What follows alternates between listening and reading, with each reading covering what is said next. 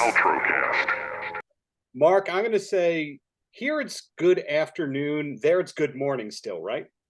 Well, it's 12:15 Eastern Standard. Oh, you're Eastern? I thought that the part of Michigan you were in was Central. No. I'm learning new things every damn day. Well, good afternoon. How's your day going aside from talking to people who don't know time zones?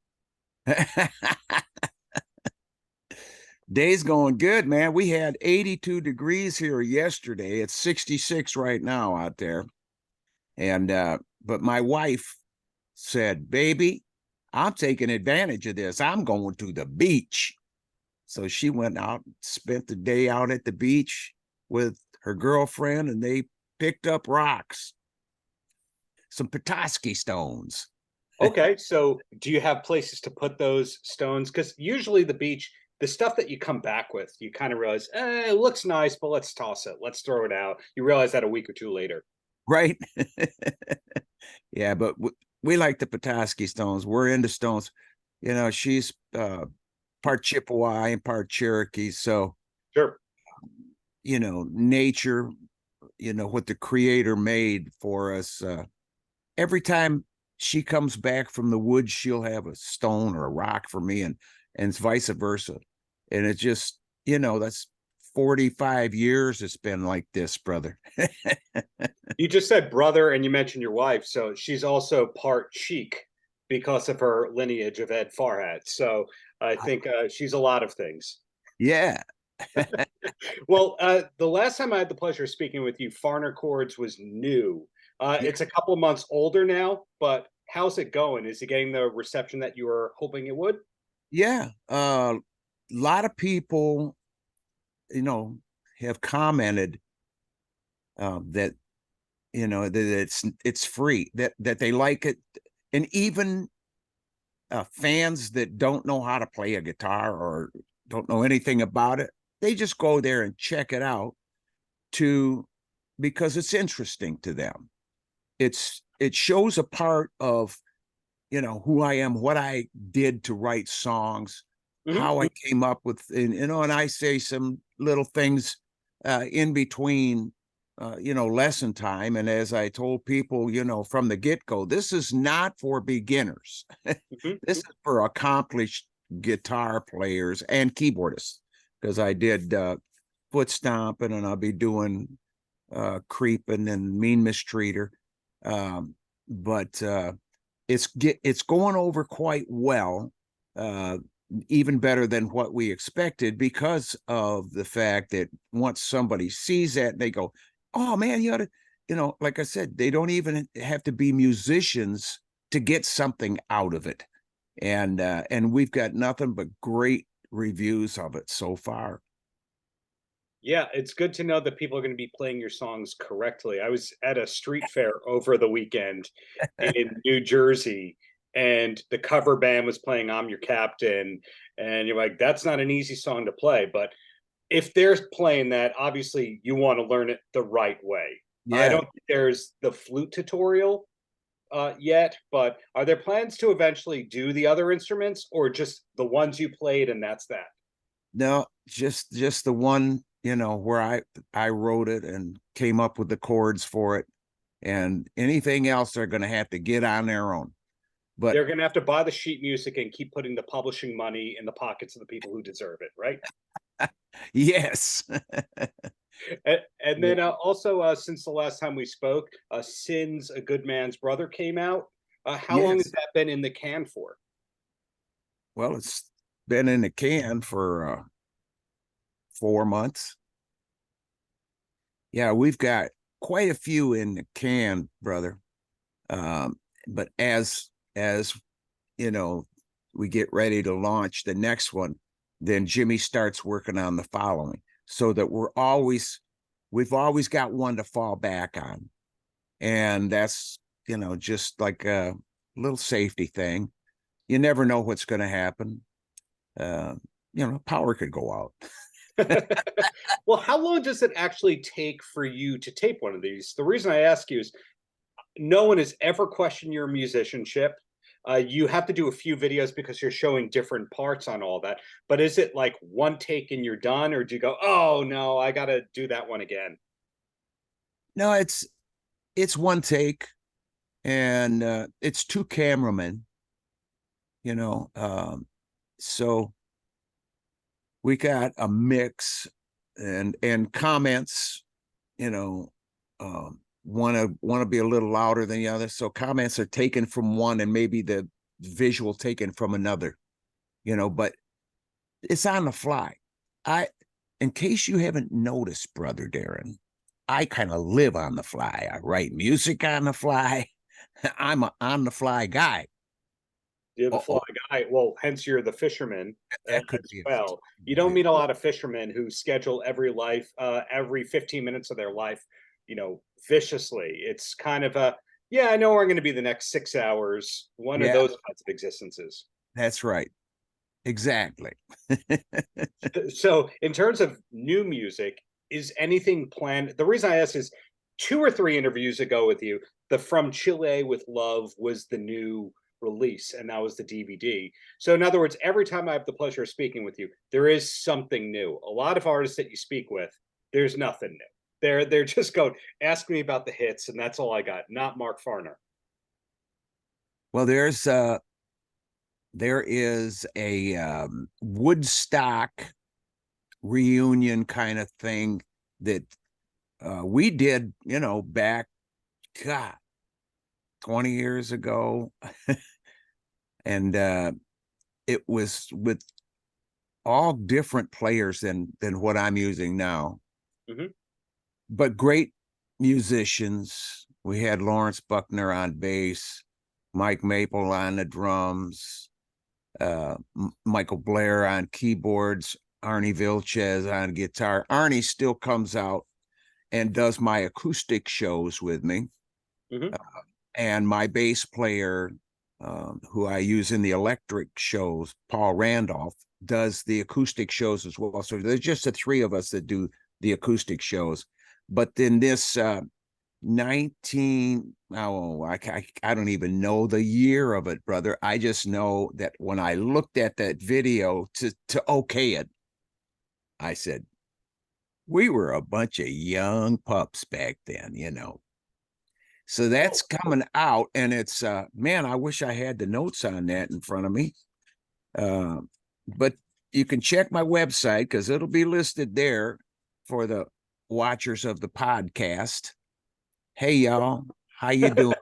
Proud to be sucking air today. Well, in terms of that archival release, have you been filming stuff regularly over the years and then just finding, oh yeah, we recorded that? Yeah, yep. And some other stuff is happening too. Some uh what was it from 1989, rock and roll soul. There's Hmm. going to be a release, and we're doing a talk shop live on that thing. um that let me tell you when that is. uh The Talk Shop Live is one of those infomercial kind of things where they go, and you get such great hits as, and then it has the song titles going down with the right, yellow. Okay, cool. October 26th at 8 p.m. Eastern. I'll be on there with Steve Harkins, and he is the distributor. They are the distributor for From Chile with Love. Hmm. And we did a thing on there before From Chile with Love was released. And the vets, because Lisa and I gave $3 from each DVD to the veterans. Right. And uh, and the veteran support, they are they're grateful. They're a bunch of good guys. Veteran Support Foundation, that they take nothing, brother. They do what they do for free, and every penny goes to housing vets, getting the vets back into society, Hmm. get jobs, job training, and it's all comes from the place of love. So I appreciate them so much. And I appreciate Steve Harkins so much for doing this.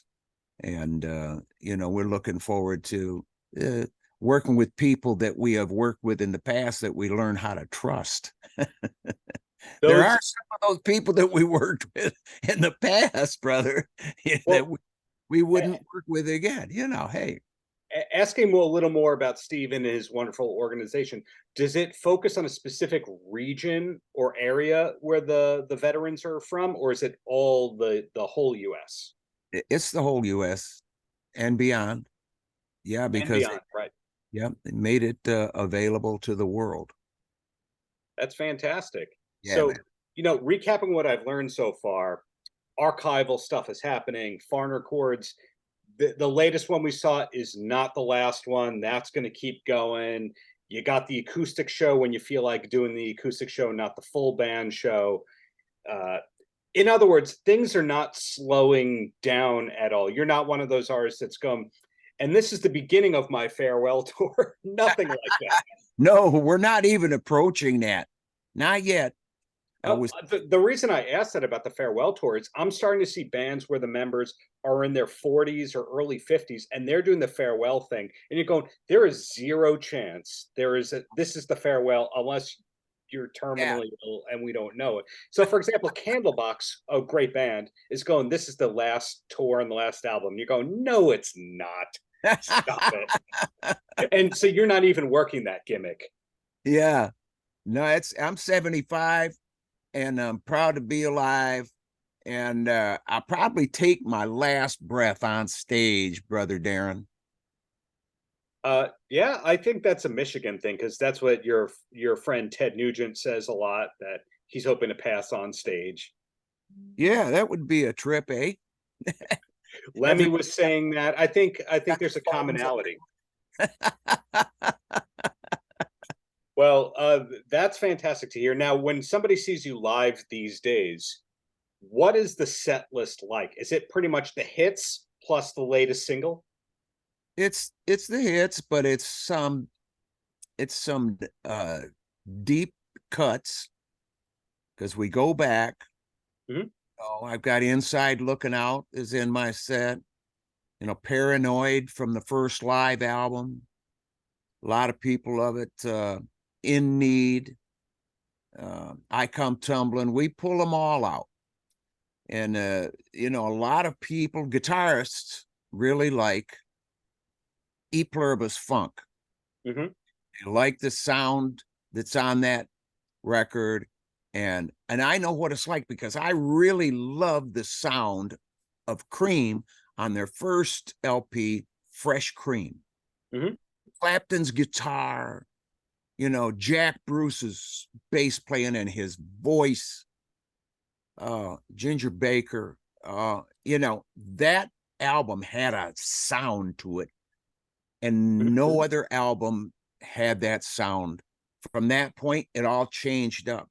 So I understand, but I have to tell you and those listening, watching, that on that album in particular, I got it was a Gibson uh, SG. It was called a TV model. It Oh was yeah, the Angus all Young famous thing. Yeah, I love an SG, but you could drop it very easily because it's such a light guitar. yeah. And that's the guitar I bought from Stevie Marriott, and I wrote and cut every song on E Pluribus Funk with that SG. So Wow. yeah, Now, man. Steve Marriott is one of those names that it's like there's 15 things that should have happened. I mean, he was taken from us too soon, but I didn't know until recently that he nearly joined a group with Keith Moon and Jimmy Page Wow. and somebody, I think was it Tony Iommi? There's something related to the Black Sabbath manager killing that idea. Wow. Uh, That's too bad because that would have been bitching. Wow. how did you know Steve Marriott? Just through regular touring? Yeah, they opened for us in Europe back in 71, and then in 71, of course, is the famous Shea Stadium concert, and we brought humble pie to the United States. I told Terry Knight, I said, man, these guys are great. They're not only great opening act, but they're great guys to hang with. You know, I might write a song with Marriott. We don't know. I said, we need to have them open our US tour. And so we brought them to the US, and they opened for us at Shea Stadium, of course. That's Yes. a famous show for them as well. And they left their mark on the United States and the world. Shea Stadium, this little venue that you sold out quicker than the Beatles. Am I correct? Yeah, that's 55,000 seats that had to be purchased at the box office, brother. Yeah. So I think about 28 minutes of footage from it you could find snooping around on YouTube. Are we still at the standstill where the powers that be are not going to let us see the whole show? Right. Partial release? And I hate to speculate as to why that is, but I have been told by many of my friends, they will never let that out because you are the front man. You are they can't, produce that when they go out now as the faux funk or fa funk. I don't know how they say it. We say faux fa. And, Yeah. fra. That is a credible theory that maybe they don't want it to be thought of as Mark's band, and that could be it. And that would be such a shame because ultimately it will go into the public domain and it'll be for free and no one gets to monetize one of the biggest concerts ever. That's right. That's right, brother. So And too bad. I'd have to imagine that it took a lot of years of going from getting angry about it to knowing, okay, yeah, that's what it is. I'm going to push the ball forward. When did you start to have that nice temperament that you had no ego about and went, that's what it is? Well, it took a while for me to get to the point of I won't even allow my mind to be entertained by any form of debt whatsoever, even the debt that I would put upon myself in the form of regret.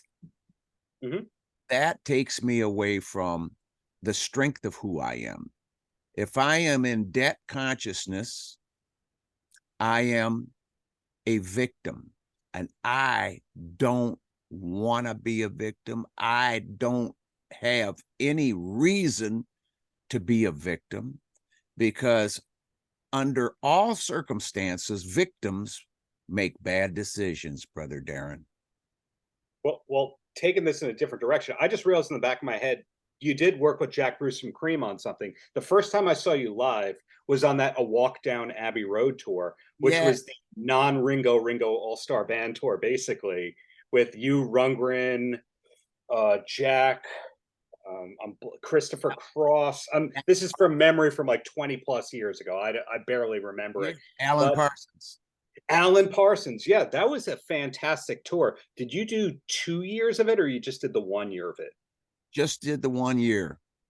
Yeah, Okay, so you weren't on the John Entwistle and Wilson one. You were on this one, which was a hell of a lineup. So, did you know Jack from over the years, or that was the first time you'd spent time with him? that's the first time I had spent time with him. But I'll tell you what, in the short time that we were together, we were like two magnets with the right poles in the right places, and we went boom, and we just locked in. I still have the love of his hug on me. And he's a real dude, a real person. And I loved his take because he confessed that if it wasn't for the American rock and rollers, there wouldn't be any rock and roll. And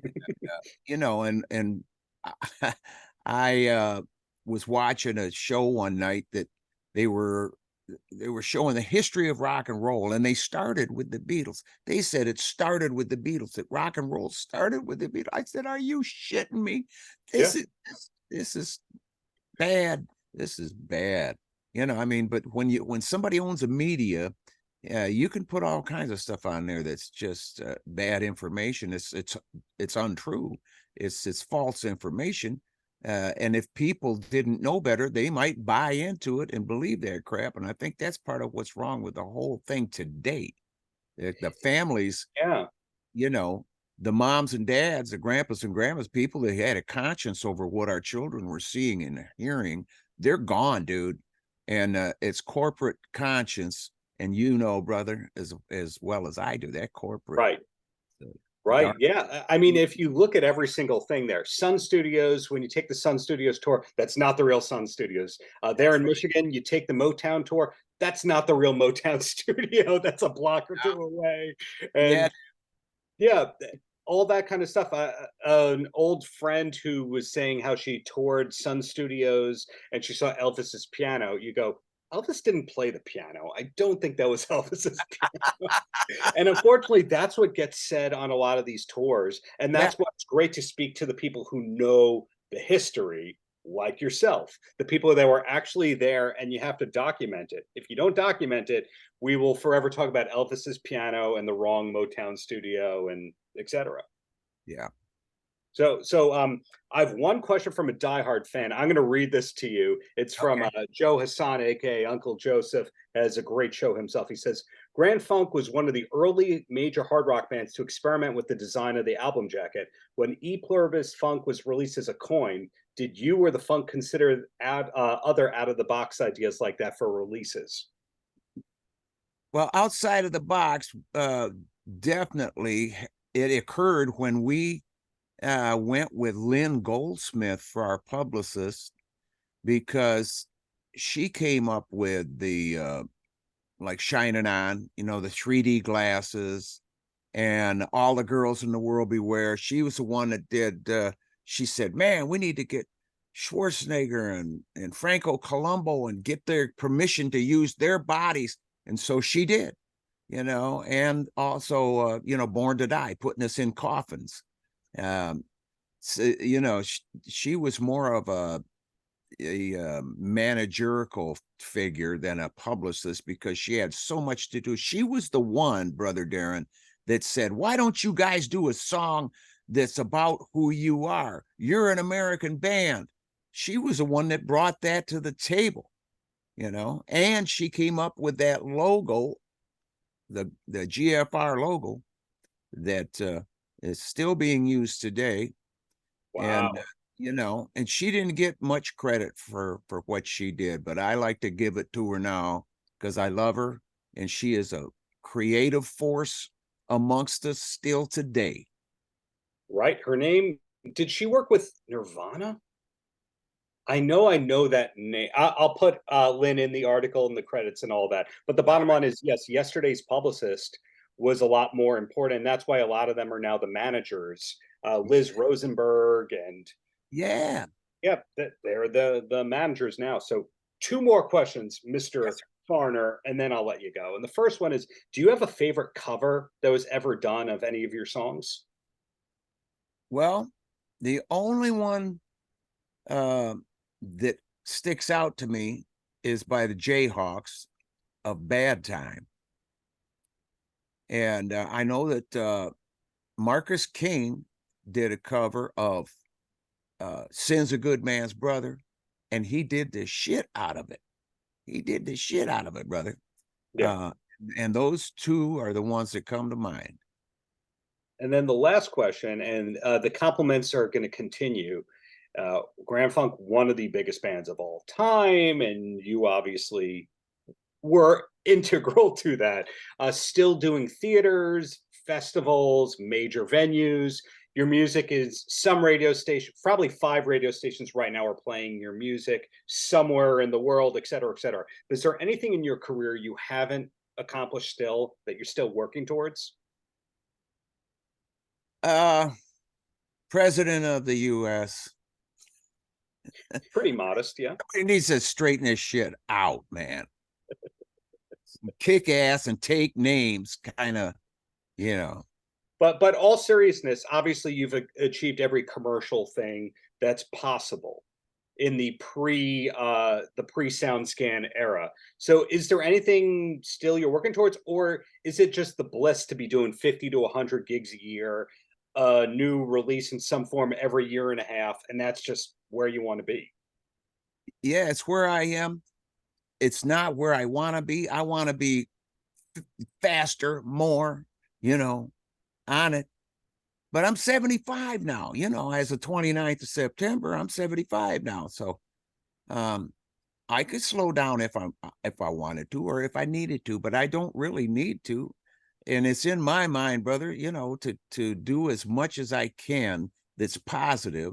I've got children, grandchildren, and great grandchildren that I got to be that person for, you know, and that's the best part, and that's the most important part of my life. But for the fans who have followed me and who still buy my records, still buy my stuff, my DVDs, and still believe in what I believe in. Gee, I'm a Christian. I'm a cussing Christian, as I don't really believe in churches.